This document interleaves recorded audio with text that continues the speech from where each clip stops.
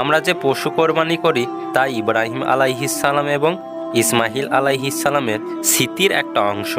তাদের তাকওয়া, ত্যাগ এবং ধৈর্যের স্মৃতিকে অমলিন রাখতে আল্লাহ সুবহানাহু ওয়া তাআলা কোরবানি করাকে আমাদের ধর্মীয় আচার অনুষ্ঠানে অন্তর্ভুক্ত করে দিয়েছেন।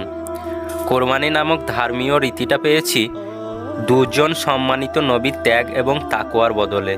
সেই স্মৃতি যখন আমরা চর্চা করতে যাব, আমাদের মাঝেও সেসব গুণ থাকা চাই যা তাদের মধ্যে ছিল।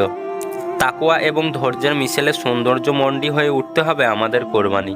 তবে অতি দুঃখের কথা হলো, আমাদের কোরবানিগুলো যতটা না ত্যাগ এবং তাকওয়া মুখর, তার চেয়ে অনেক বেশি প্রদর্শনীয় মুখর হয়ে যায়। আমরা প্রতিযোগিতা করে বড় গরু কিনি, ত্যাগ আর তাকওয়ার দৌড়ে পাল্লা দিতে নয়।